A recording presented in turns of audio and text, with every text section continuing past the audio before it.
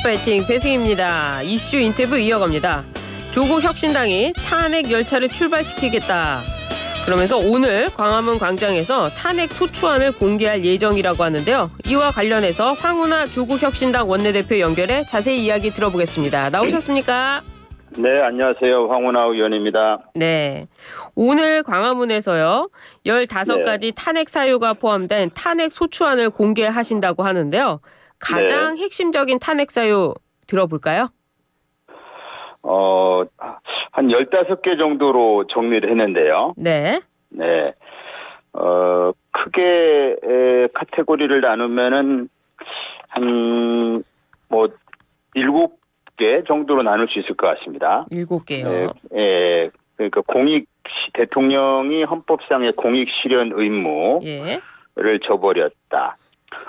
헌법 수호 의무, 헌법 준수하고 헌법을 수호해야 될 의무를 저버렸다. 네. 정치적인 중립 의무, 대의민주주의, 정당의 자유에 위배했다. 법치주의, 국회의 입법권을 침해하는 시행령 제정으로 법치주의를 위배했다. 그다음에 헌법상 생명권 보장 에 위배돼 있다. 그다음에 헌법 전문 대한민국 임시정부의 법통을 부정했다. 이런 등. 그다음에 언론의 자유 조항을 위배했다. 이 정도 7가지 카테고리로 나눠볼 수 있을 것 같고요. 네, 세부적인 내용들은 국민들이 다 아시는 내용인데 예컨대 도이치모터스 주가 조작이라든지 그다음에 대통령이 이제 거부권의 내재적 한계를 일탈해서 거부권을 남용을 했다든지 대통령의 당무 개입, 명태균의 국정농단, 또 아까 말씀드린 그 시행령으로 헌법 준수 의무를 위반했다든지 또 굴욕적인 강제동원 제3자 변제안 이런 부분들은 헌법 전문에 위배된 것이고 후쿠시마 오염수 해양 투기 등은 생명권 보장 의무를 위배한 것이고 그다음에 방통위 방심위 이런 관련해 가지고는 이제 언론의 자유 조항을 위배했다. 이렇게 볼 수 있겠습니다. 이게 다 중대한 헌법과 법률상 위반 사유라고 보시는군요.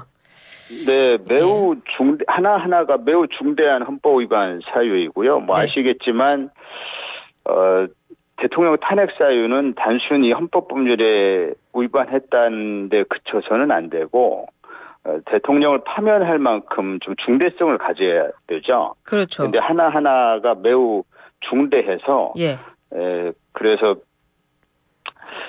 파면으로 인한 국가적 손실을 압도할 만큼 그렇게 중대하다.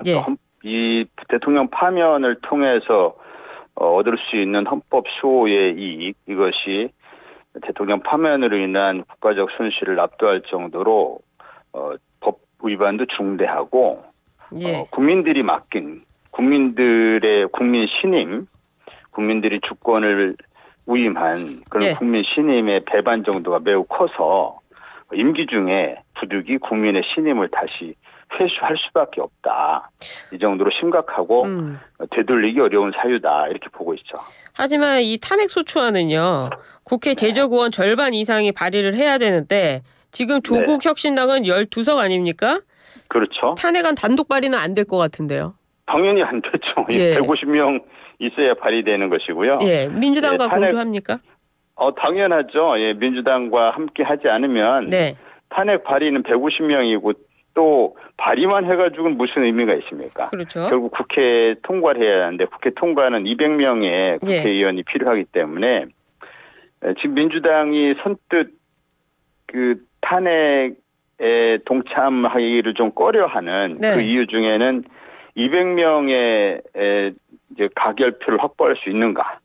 그다음에 헌재에서의 인용 결정이 확실시 되는가? 이런 부분에 대한 판단이 아직 안 된 걸로 봅니다. 그래서 아직까지 민주당은 탄핵에 대해서 선을 좀 긋는 모양새인데요. 그럼 언제쯤 민주당과 공조가 될 것 같습니까? 민주당과 조국혁신당은 지금 역할을 분담하고 있다 이렇게 좀 이해하시면 될 것 같은데요. 그러니까 민주당은 여건이 아직 성숙되지 않았다라고 판단하는 걸 보이고 예. 조금 전에 말씀드린 것처럼 민주당은 조국혁신당은 단독으로 발의할 수 있는 정당이 아니고 예. 민주당은 탄핵을 지도부가 언급하는 순간 당론으로 봐야 되고 당론으로 탄핵을 언급하면 이제 발의도 하고 국회에서 통과도 시켜야 되는 그런 이제 후속 조치가 있어야 되잖아요. 네. 그래서 그렇게 되기까지는 여건이 좀 성숙돼야 하는데 여건 성숙에서는 그냥 가만히 누워서 감 떨어지기를 기다리듯이 이렇게 해서 여건이 성숙되는 것이 아니고 국민들이 이대로는 정상적인 국정 운영이 어렵다라고 판단하는 국민 여론을 잘 대변을 하면서 탄핵에 필요한 여러 가지 여건이 성숙되게 만드는 누군가는 그런 돌파 역할을 해야 되거든요. 네. 선도적인 역할을 해야 되는데 조국혁신당이 그런 쇄빙선 역할을 하는 것이고 예. 민주당은 본진의 역할을 하는 것이기 때문에 조국혁신당이 쇄빙선의 역할을 통해서 탄핵 어떤 여건 성숙을 만들어내면 민주당이 이제 참여를 해서 그때부터는 이제 공조가 이루어질 것으로 보고 있습니다. 헌법재판소 재판관 3명에 대한 임명도 해야 되는데요. 지금 그렇죠. 아직까지 민주당에서 임명 추천을 안 하고 있습니다. 이런 부분들까지도 해결이 돼야 되는데요.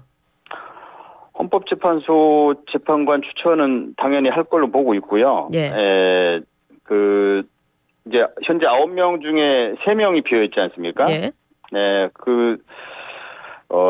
이제 헌재에서 인용 결정이 되려면 9명 중에 이제 6명이 찬성을 해야 됐죠. 예. 인용을 해야 되기 때문에 그래서 현재의 6명의 헌법재판관 구도로는 뭐 인용 결정이 쉽지 않을 수도 있기 때문에 그래서 3명 민주당이 이제 추천을 적당한 시기에 할 겁니다. 알겠습니다. 민주당과 지금 야당이 김건희 여사 특검법 어차피 제2 요구하고 나서의 재표결 이 앞두고 여론전을 펼치고 있는데요. 이재명 대표의 공직선거법 위반 선고 이후에는 양쪽 진영이 좀 결집을 하면서 이탈표가 나오지 않을 것 같다 이런 예상도 있습니다. 이 재표결 했을 때 이탈표 예상하십니까? 뭐 사실 아무도 알 수는 없죠.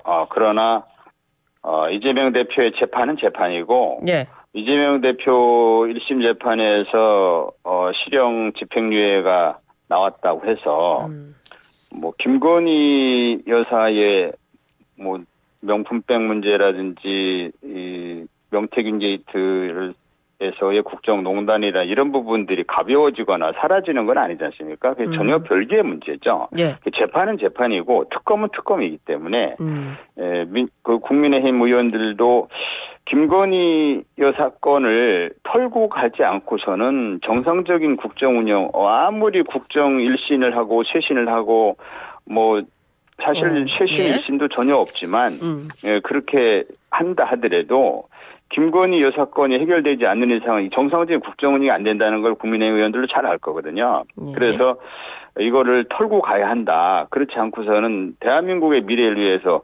이대로 정상적인 국정 운영이 불가능한 대통령을 가지고 어떻게 2년 반을 계속합니까? 이건 불가능한 이야기이기 때문에 그래서 국민의힘에서도 재판은 재판이고 특검은 특검 아니냐 예. 이렇게 판단하는 그런 의원들이 있을 걸로 보고 몇 그런 의원들은 명? 뭐 예상하세요. 결속 이런 차원이 아니라 나라를 위해서 특검이 불가피하다는 판단할 걸로 봅니다. 그 몇 명 예상하십니까? 그 어떻게 예상을 하겠습니까? 지난번은 4명 정도였는데요. 그 지난번에 4명이었죠. 예, 4명이었는데 이번에는 더 나올 거라고 보세요? 이제 그 예상하기 쉽지 않은데 뭐 단순히 8명을 더 확보한다라기보다는 국민의힘 의원들이 그보다 좀 더 많은 숫자가 김건희 씨 특검 문제는 이번에 털고 가자 이렇게 판단할 것으로 좀 기대하고 있습니다. 알겠습니다. 지금 한동훈 대표가요. 이런 가운데 그 검수 원복이 이루어져서 이재명 대표의 위증교사 수사가 가능했다 이런 주장을 하고 있습니다. 의견 주신다면요? 참 어이없죠. 예, 이른바 검수 원복이라는 게 참 정말 이 법률가라는 한동훈 전 법무장관이 한동훈 대표가 어떻게 이런 그 법치주의를 유린하고 헌법을 유린하는 이런 짓을 저질러 놓고 그걸 자랑하듯이 사실 한 대표가 얘기한 것은 제가 듣기에는 범행 자백으로 들립니다. 자백이요? 그게 그 국회에서 6개 검찰의 직접수사 대상을 6개 범죄로 규정해놓은 종전의 검찰청법을 개정을 해서 예. 부패 경제 공직자 선거 방위산업 대형 참사 선거범죄 뭐 이런 6개 범죄를 종전의 검찰 직접수사 대상으로 했다가 그중에 공직자 선거 방위산업 대형 참사 이거를 삭제하고 부패 경제만 남긴 거거든요. 그거는 이제 검찰이 직접수사 대상을 줄이라고 하는 국회 입법 취지가 명백한 건데 한동훈 대표가 이 정면으로 위배해가지고 법무장관 하면서 그걸 늘려놨잖아요. 이게 무슨 이게 법률가로서 어떻게 이런 생각을 할 수 있는지 완전히 이게 국정이 장난입니까? 장난하듯이 국회 입법 취지에 정면으로 역행하는 네. 그런 시행령을 만들어 놓고 이거를 내가 이재명 대표 재판 수사를 만들어냈다는 식으로 예. 그러니까 사실 이게 위헌 위법이 시행령이 아니었으면 이재명 대표에 대한 검찰의 직접수사는 불가능했거든요. 근데 검찰이 직접수사 안 한다고 해서 또 대한민국 수사권이 작동이 안 되는 게 아니잖아요. 경찰도 있고 공수처도 있고 여러 수사기관이 있기 때문에 검찰이 마치 자신들이 수사 안 하면 대한민국이 무슨 범죄 대응 역량이 약화되느니 수사권이 약화되느니 이런 주장으로 국민들을 이제 호도하는데 한 대표는 자신의 위헌 위법한 시행령은 사실 시행령 쿠데타이고 탄핵 사유였고 또 범죄로서 처벌될 수 있는 그런 내용들인데 네. 이런 것을 스스로 자랑하듯이 얘기한다는 게 한동훈 대표의 그 마인드가 참 구상유치 수준으로 들립니다. 알겠습니다. 검찰이 또 어제 이재명 대표를요 경기도 법인카드 유용 혐의로 추가 기소했습니다. 법인카드를 이용해서 샌드위치와 과일, 소고기를 구입하는 등 1억 600만 원 정도를 사용한 혐의를 받고 있는데요. 이 부분 어떻게 보셨어요? 검찰 하는 짓이 너무 치졸합니다. 왜요? 이게 이재명 죽이기 정치 탄압의 끝이 도대체 어디까지인가? 국민들이 궁금해할 것 같습니다. 물론 누구든지 법 앞에 평등이고 누구든지 범죄를 저질렀으면 당연히 형사처벌 받아야 되죠. 예. 그러나 특정인을 겨냥해서 먼지 털기식으로 예컨대 지금 언급하는 법인카드 유용볼 법인카드 가지고 샌드위치를 샀느니 이런 등등 이런 것이 전형적인 먼지 털기 수사 아닙니까? 이런 수사를 해가지고 자유로운 공직자가 누가 있겠습니까? 물론 이제 그렇지 않은 분도 있을 수 있겠지만 이건 전형적인 먼지털이 수사. 예컨대 목표를 정해놓고 기소하겠다는 목표를 정해놓고 예. 그래서 나올 때까지 계속 털어보겠다라고 하는 그런 전형적인 표적 수사 아닙니까? 그런데요. 이것을 이제 똑같은 잣대를 적용한다면 또 이해할 수도 있어요. 그런데 김건희 씨의 300만 원 디올백 수수는 그냥 덮어버리고 10만 원 법인카드 어디다 썼다라는 것은 기소하고 지금 이런 검찰의 잣대가 국민들의 공감을 못 얻는 것이죠. 지금 이런 윤 대통령도 그렇지 않습니까? 윤 대통령이 저희가 좀 질문을 드려야 될 것 같아요. 지금 검찰에서는 1억 600만 원 사용한 혐의로 얘기했는데 의원님 말씀은 경기도지사가 법인카드를 사적으로 사용해도 괜찮다 이런 말씀이십니까? 괜찮다는 게 아니죠. 괜찮다는 게 아니고 법인카드 사적으로 사용한 것이 확인이 되면은 범죄를 구성할 수 있죠. 그러나 대한민국 이 수사권이라고 하는 것은 형평성이 있고 비례성이 있어야 되는 겁니다. 모든 국민들 상대로 먼지 털듯이 수사하는 게 정당한 수사입니까? 그런 걸 얘기하는 거죠. 과잉 수사를 얘기하는 겁니다. 표적 수사를 얘기하는 것이고 과잉 수사를 얘기하는 것이고 보복 기소를 얘기하는 것이지 법인 카드를 그 법인카드의 한도, 뭐 법인카드의 한계를 벗어나서 사용한 것이 정당하다는 얘기는 아니죠. 알겠습니다. 좀 시청자분들이 오해하실 것 같아서 여쭤봤고요. 네. 그 조국 혁신당은 이재명 대표에게 징역형을 선고한 사법부를 비판하면서 야당 대표에게만 가혹한 판결을 내렸다. 국민께서 납득을 하시겠나 이렇게 했는데요. 어떤 부분에 있어서 가혹하다는 뜻일까요?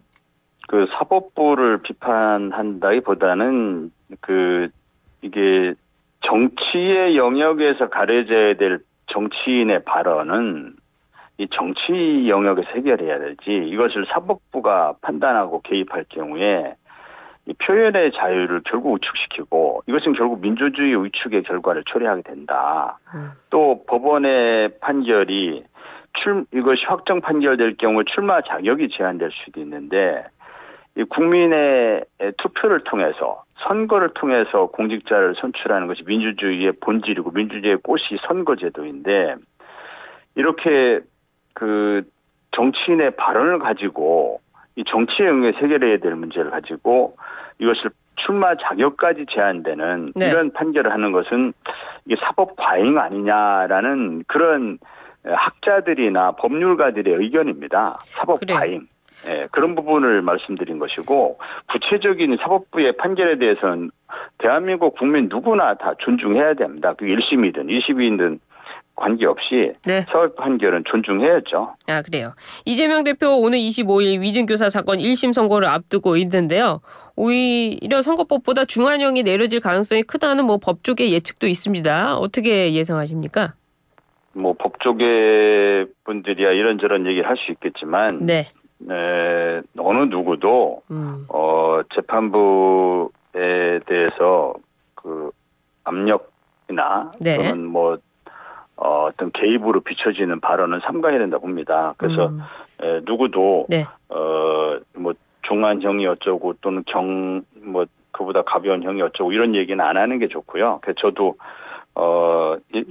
25일 위증교사 1심 선고를 그냥 걱정하는 마음으로 지켜보고 있을 뿐, 어떤 형이 예상된다든지 이런 언급은 하는 것이 매우 부적절하다. 책임 있는 정치인 함부로 얘기하면 안 된다. 그런 입장입니다. 알겠습니다. 지금 이재명 대표의 1심 선고가 나오고 나서 비명계 움직임을 두고 최민희 의원은요, 비명계가 움직이면 죽일 것이다, 이런 표현을 써서 사과까지 했습니다. 이게 민주당의 내부 분열이 시작됐다고 봐야 될까요?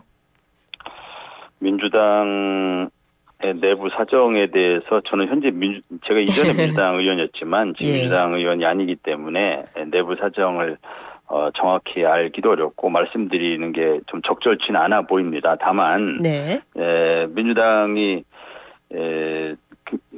제1야당이고 엄청나게 큰 정당 아닙니까? 거기에 다양한 의견들이 있을 수 있죠. 그것이 민주정당이죠.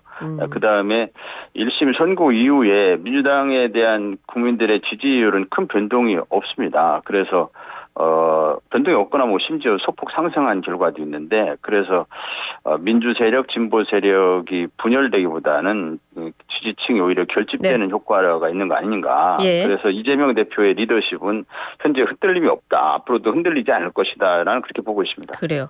그 윤미향 전 의원이요, 기소 4년 2개월 만에 유죄를 확정받았는데 국회의원 임기를 마치고 나서야 의원직 상실형이 확정되면서 이 재판 지역 문제가 도마에 올랐습니다. 어떻게 보세요? 재판부가 최대한 빠른 시간 내에 재판하려고 서두른 것이 그렇게 됐다고 봅니다. 그래요. 그래서 그래서 물론 지금도 대법원이 재판을 서둘러라 이런 그런 얘기를 많이 말씀하고 계신데, 그래서 아마 최대한 재판을 서두르고 있고요. 제 경우를 한번 말씀드리면, 제 경우도 재판이 지연됐다 이런 말씀들 하시는데, 제가 일주일에 한 번씩 계속 재판 받았습니다. 일주일에 한 번씩 그렇게 그 재판 진행하기 하려면 재판부도 굉장히 무리가 있을 겁니다. 그렇게 빠르게 진행한 것이지만 워낙 검찰이 엉터리로 기소를 해놓으니까 엉터리로 기소한 것을 하나하나 그것을 재판부가 판단하려다 보니까 시간이 오래 걸리는 것이지, 그리고 검찰이 턱없이 많은 증인을 신청해서 재판이 지연되게 하는 책임이 검찰한테 있습니다. 검찰이 어마어마하게 증인 신청해서 엉터리로 기소해놓고 그걸 깨맞춰보려고 어마어마하게 증인 신청을 해놓거든요. 그게 재판이 지연되는 주된 이유입니다. 알겠습니다. 그 당사자분께 들으니까 할 말이 많으실 것 같은데 저희 다음에 인터뷰 해야 될 것 같습니다. 네. 알겠습니다. 지금 말씀 잘 들었습니다. 네. 지금까지 황운하 조국혁신당 원내대표였습니다.